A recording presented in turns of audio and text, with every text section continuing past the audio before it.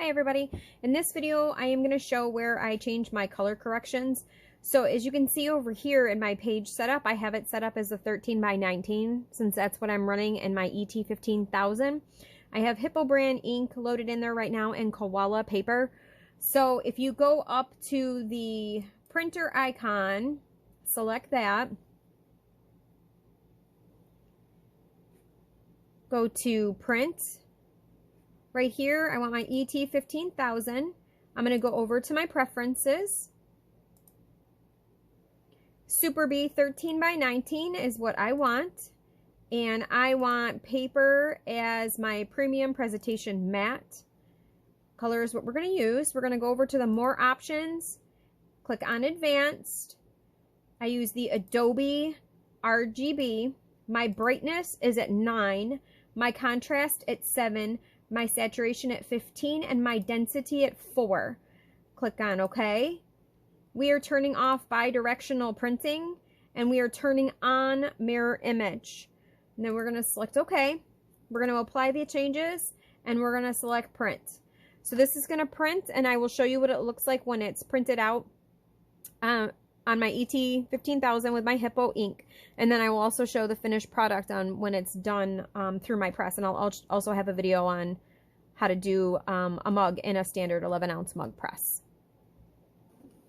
Okay, so obviously this is going to take a while to print since I'm on premium matte. I have fast printing and everything off. You can see my colors are pretty vibrant.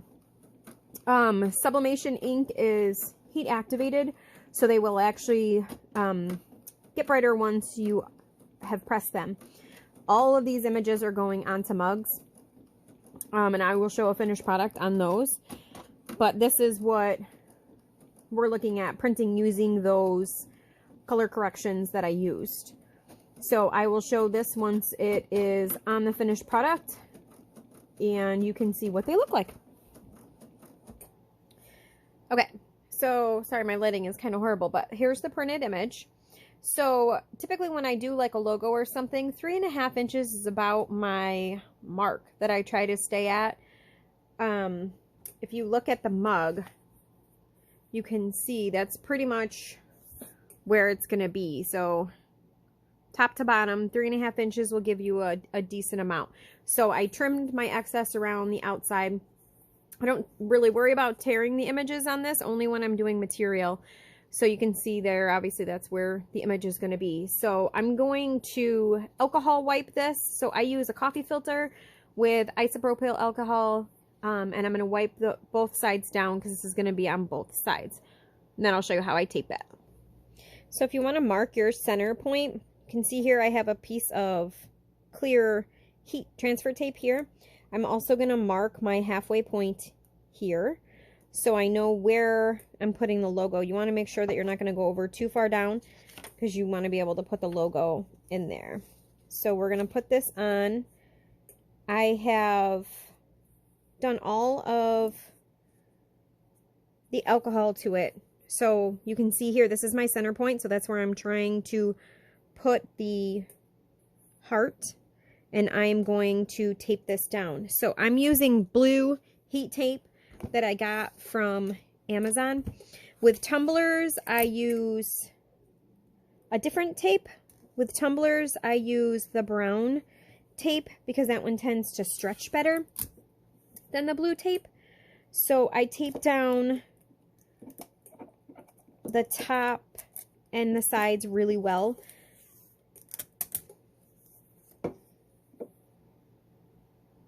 Doesn't matter if it wraps under.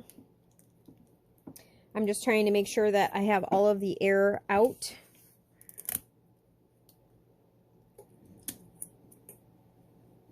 I already set the pressure on my mug press. I keep one mug press set up to do mugs at all times, and the other one is set up to do tumblers and water bottles. So I keep them separate, but I use the same heating element for each of them.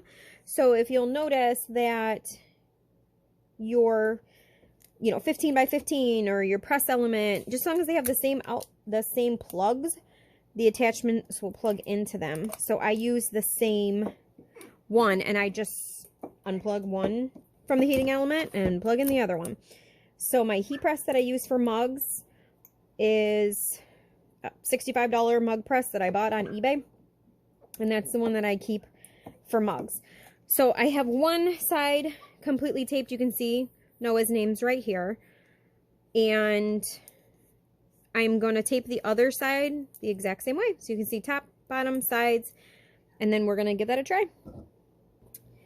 Okay. So my mug is completely taped. My image is on there. They're all facing the right direction. So if you see the bottom of this, you can see that most of the glassware that I've come across has a stamp or a sticker on it saying what kind of coating it has. This is Orca coating. These were purchased from Maryland China Company through Amazon. I also have some coming from Pro World Today, and you can also get them from jpiblanks.com. There's all sorts of different sublimation coatings. So here's this. I'm going to put blowout paper because I don't want any of this to come out onto my press element here. So I'm taking standard, cheap letter copy paper, and I'm going to tear it. I'm going to wrap it around like that. I'm going to take masking tape and put masking tape on this. You can also use heating tape. It doesn't really matter. I'm just holding this in place. I'm just crushing the edges so I know where the edge of my cup is, because I try not to get all the way to the end so I have even pressure. So I've already adjusted this, so I'm already set up. My press is set for 390. They will fluctuate. I mean, the directions are pretty much going to be the same if you're using a Cricut mug press. You just won't have to adjust anything because it does it all for you. So I'm going to go ahead and put this in. I have it on 390 degrees for 180 seconds. So I'm going to go ahead and slide this in. I'm trying not to go to the end. Make sure that you have high pressure and that you're not busting your handle off. If you have too much pressure, it'll break. So I do have high pressure. This will not move when it's in there. So right now I'm going to let this cook and we'll see how it looks. So this is done. We are going to take this out. Turn it off. Typically I use these ones. These ones are pretty convenient. So you can see the blowout papers on there. You can kind of see the logo underneath. You'll definitely be able to see it on this.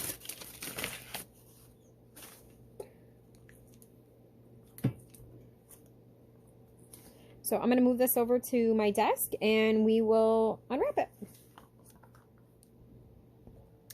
Okay, so I am unwrapping this and I think I need to go a little bit smaller on the image or I'm going to have to alter it so it's not directly in the center, because on one side I can see where my image is a little light. So you can see on that side, but if you look right there, it's a tad bit light. So I probably should have put more tape or something here, or there wasn't enough pressure right there on that side. So you could go move the image over so it's not directly in the center, or make the image a little bit smaller so I can get the even pressure. If this was in a Cricut mug press, you probably wouldn't have that problem, but I've never used it, so I'm not really sure. But you can see the rest of it is fine. It's just a little light right there. And then that's the other side. So the other side was fine. There wasn't any issues with that one. That one's pretty good. You can see what the colors look like on that one, but that one was a little light right there. So that's with the mug press, and it is extremely hot. So I hope this helps. I will probably end up redoing this mug just so it all is perfect, but mugs are fairly inexpensive if you don't buy Cricut mugs. So hope this helps everybody, and you have the color corrections also. So happy crafting.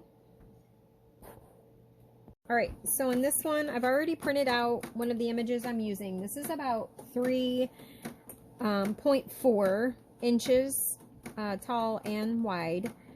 So I've already used alcohol to clean this with a coffee filter, so there's no lint. I have marked my halfway points with a piece of heat tape going each direction, one from the hand. This is just for me, so I try to center it correctly. And I'm going to tape my image on. This one just happens to be words.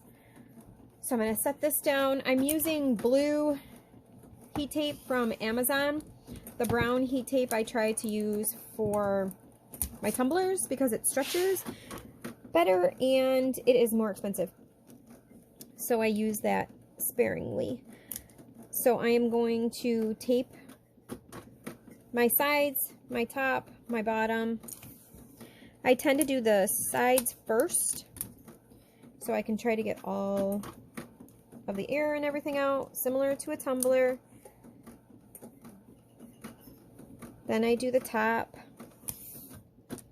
and then I do the exact same thing on the other side. So this blue tape is significantly wider than the other.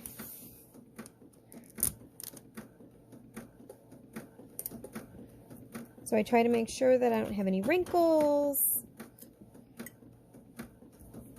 So this side is completely taped. I'm going to tape the other side and then I'll show you the rest. Okay, so we are completely taped. We're going to go over to the mug press. My mug press is set on 390 degrees for 180 seconds. And I will show you how I load it in there. And I also put blowout paper over there, so I'll show that also. Alright, so for my blowout paper, I just take cheap copy paper, tear it in half for a mug. You'll see it's right there. So I'm just covering where my image is just to make sure that it doesn't come out on my heat. I'm going to take masking tape. You can also use your heat tape. Masking tape is cheaper, so I just use that. Put that on there so that's there. It's just to protect my heating element. I'm going to squish this up there so I know where the edges are. I've already set my tension and everything on there. You want really high pressure, but not enough to break your handle. So I'm going to load this into the center, and I'm going to get this started. As I said, it's pressing for 180 seconds at 390 degrees, and I will show the finished product. So this mug press was purchased as a standalone through eBay. It was about $70. It comes with the heating element and the standard 11-ounce mug press. I don't like this lever, so I keep this one set up all the time to do mugs.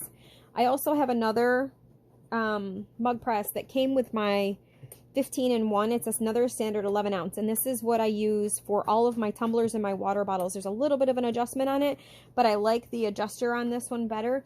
The heating element for this one is the exact same plug, so all I do is unplug this one and plug this one in, and I change my time on it. When I do tumblers and everything in my standard 11-ounce, I do 4 presses at 60 seconds each at 390 degrees. So, and there's videos on the page on how to do that. But if you have other presses, check your adapters because most of them will work for other ones. I have another 10x12 press and the heating element is also the same. So if I wanted to use that, I could use it for my 15-in-1, my 15x15 press, my other mug press. I have a plate press and a hat press, and all of them will work on that. So this is just about done. Once this is done, I will show what it's like to unwrap the final product. Okay, so we are done. I've already turned it off. I'm going to take it out because it is extremely hot. So you can kind of see the image through. If you are too close to your handle, you're not going to get enough pressure. I don't know how it is on a Cricut mug press because I don't use them. So you just want to make sure you're not too close to the handle when you're putting your image and everything on, or you're not going to get even coverage all the way over. So I'm going to move the camera and we will set this one up to see what it looks like. Okay, so we are going to unwrap this one. As you can see, it's a mug day for me, so I'm already setting up another one. And I did this one a little earlier. So I am going to unwrap this one. This one doesn't have any colors, so it's just black. So it'll be really noticeable if it's burnt, undercooked, or if I don't have even pressure.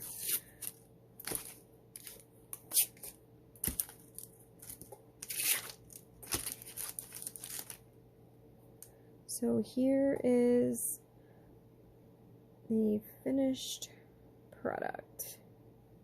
Ow, it's hot. So that's what this looks like with it all done. It's not burnt or anything, so we're good with that. This one's for a friend of mine. She's an accountant. Shocker, the spreadsheet part. So that's what this one looks like. And that's how you do them in a mug press.